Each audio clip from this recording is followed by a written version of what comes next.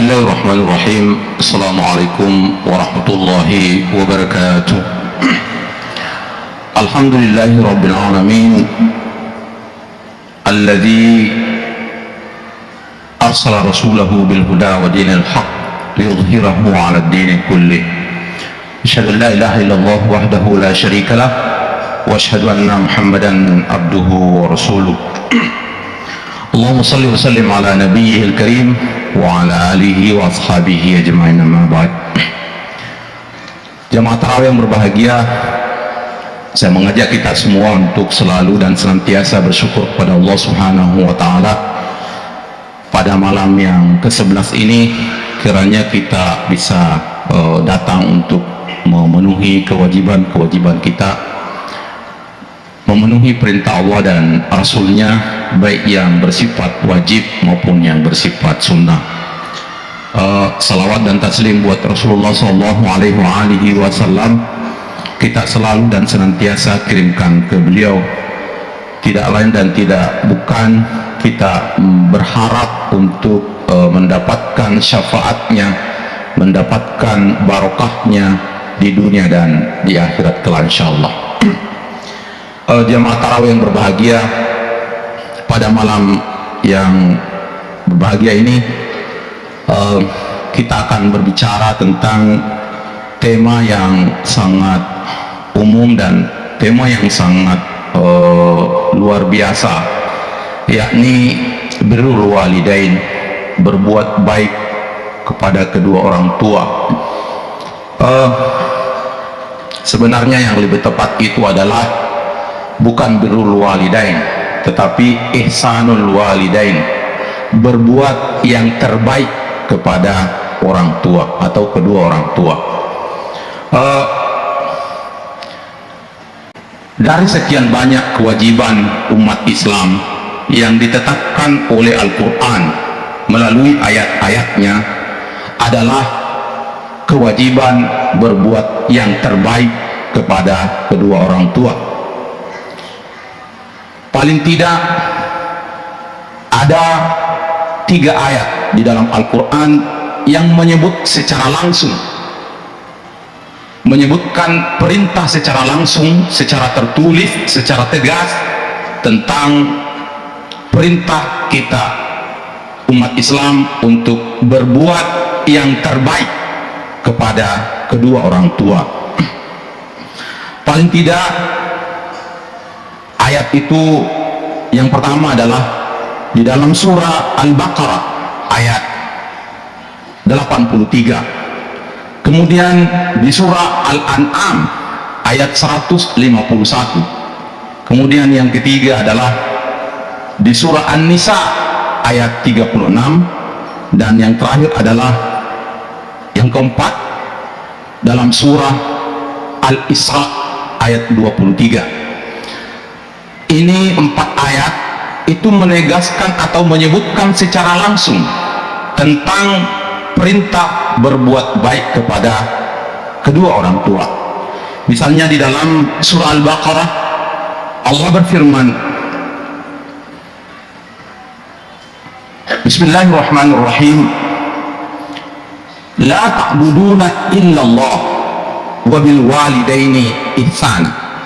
Jadi Al-Quran menggunakan kata wabil walidaini ihsana, dan kepada kedua orang tua berbuat yang terbaiklah.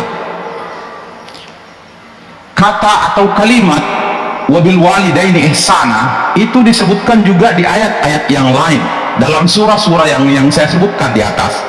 Dalam surah Al-An'am ayat 151, dalam surah An-Nisa ayat 36, dalam surah Al-Baqarah yang saya bacakan tadi juga menyebutkan demikian, dan dalam surah Al-Isra ayat 23 menyebutkan kalimat yang sama, wabil walidaini ihsan, dan kepada kedua orang tua hendaklah kalian berbuat ihsan. Nah, jemaah tarawih yang berbahagia, mari kita perhatikan kata atau kalimat yang digunakan oleh Al-Quran.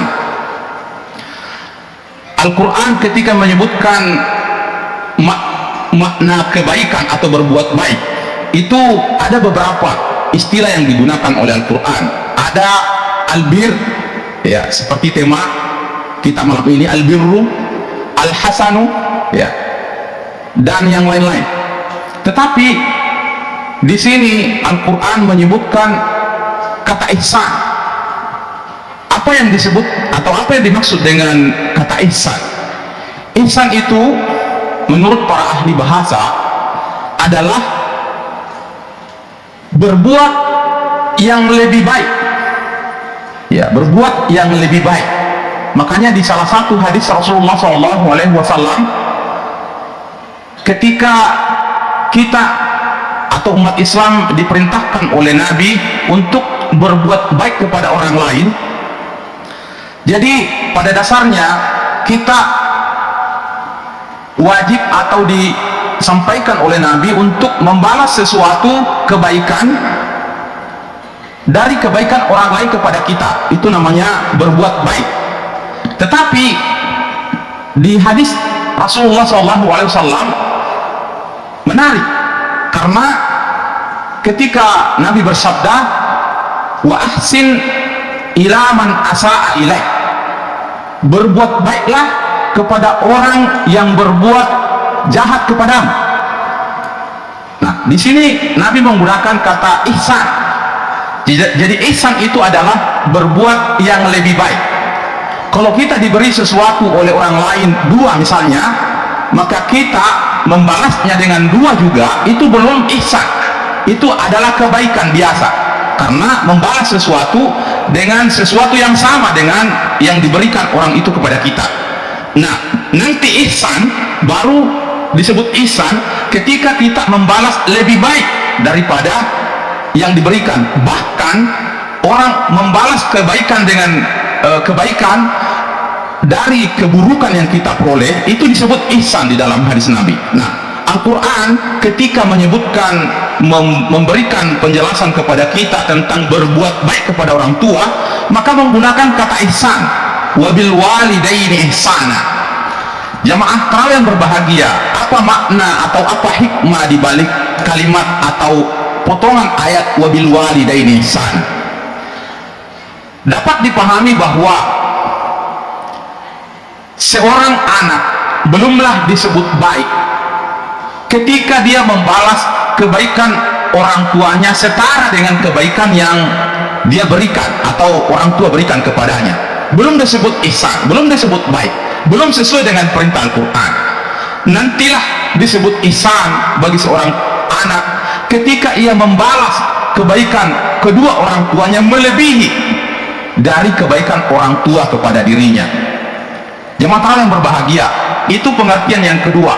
Pertama, pengertian yang kedua bisa kita maknai bahwa seberapapun balasan kebaikan kita kepada orang tua, itu mustahil bisa menyamai kebaikan orang tua kepada kita, sehingga menggunakan kata ihsan. Jadi jamaah yang berbahagia, ada pepatah yang mengatakan bahwa jika seorang ibu mampu merawat 10 anaknya dengan baik, maka belum tentu 10 anak mampu merawat satu orang tuanya atau satu ibunya. Itu belum tentu, dan kelihatannya itu benar adanya. Jemaah yang berbahagia, jadi jelas di berbagai ayat yang saya sebutkan di atas, Allah Subhanahu wa Ta'ala menetapkan kewajiban bagi kita semua untuk selalu berbuat ihsan, selalu berbuat terbaik untuk kedua orang tua. Walaupun di hadis Rasulullah disebutkan bahwa kedua orang tua itu harus ada prioritas utama, tidaklah berarti bahwa kita mengabaikan satu dengan yang lain, tentu tidak. Tetapi Nabi mengatakan harus diprioritaskan, terutama ibu. Mengapa? Suatu ketika sahabat datang kepada Rasulullah SAW, ya Rasulullah, kepada siapa aku harus berbuat baik? Kemudian Nabi bersabda, kepada ibumu. Kemudian kepada siapa lagi ya Rasulullah? Rasulullah mengatakan, ila ummika, kepada ibumu. 3 kali menyebut Nabi kepada ibumu, baru kemudian Nabi mengatakan ila abika atau abika, kepada bapakmu. Walaupun demikian tidaklah berarti bahwa kita membeda-bedakan kedua orang tua, tetapi memang perbandingan antara ibu dan ayah itu disebutkan, ditegaskan di dalam Al-Quran maupun hadis Nabi, bahwa kita harus melebihkan berbuat baik kepada kedua orang tua atau kepada ibu dibanding bapak. Sekali lagi, tidaklah berarti bahwa kita mengabaikan ayah dibanding ibu, karena jelas di dalam ayat ini disebut wabil walidaini, kepada kedua orang tuamu, baik ayah maupun ibu tentu saja. Kemudian kalau dalam ayat ini kewajiban untuk berbuat baik, lalu apa yang dicegah atau yang dilarang oleh Al-Quran bagi kita kepada kedua orang tua? Itu jelas di dalam Al-Quran disebutkan wala taqul lahuma uff wala tanharhuma wa qul lahuma qawlan karima. Dalam ayat ini ada dua larangan kepada kita untuk orang tua. Artinya ada dua larangan kepada kita semua kepada orang tua. Apa itu? La taqul lahuma uff, janganlah kamu berkata-kata kepada kedua orang tuamu, wala tanharhuma, dan janganlah engkau membentaknya, dan wa qul lahuma qawlan karima, akan tetapi berkata-kata yang mulialah, yang lemah lembutlah kepada kedua orang tuamu itu. Tentu saja Al-Quran hanya menyebutkan janganlah kamu berkata-kata atau mengucapkan kata-kata tentu saja tidak demikian makna yang seharusnya. Tetapi menurut para ulama, apa yang disebut di sini, apakah hanya mengatakan saja? Tentu saja tidak. Yang dimaksud dengan ini adalah segala perkataan yang bisa membuat hati kedua orang tua itu tersinggung dan sakit, itu yang disebut Jadi di sini hanya mewakili dari apa yang bisa menyebabkan hati kedua orang tua itu tersakiti atau tersinggung. Dan oleh karena itu ayat ini disebutkan wa qul lahuma qawlan karima, dan berkata-kata mulialah, mengucapkan kalimat-kalimat mulialah kepada kedua orang tuamu. Jemaah tarawih yang berbahagia, Nabi SAW bersabda, ridha Allah fi ridal walidain, ridha Allah itu di atas ridha kedua orang tua. Suhtullah fi suhtil walidain, celaan Allah itu di atas celaan orang tua. Apa maksudnya? Allah akan mencela kita ketika kita dicela oleh kedua orang tua. Allah akan menyayangi kita, meridai kita ketika kedua orang tua meridai kita. Jemaah tarawih berbahagia, saya ingin menutup ceramah ini dengan satu hadis Nabi yang sangat luar biasa. Al-jannatu tahta aqdamil ummahat, bahwa surga itu di bawah telapak kaki kaum ibu. Apa maksudnya? Kita akan meraih kebahagiaan surga ketika kita memuliakan dan berbakti kepada kedua orang tua. Demikian, mudah-mudahan ada manfaatnya terutama buat pribadi kami sendiri. Barakallahu li wa lakum. Assalamualaikum warahmatullahi wabarakatuh.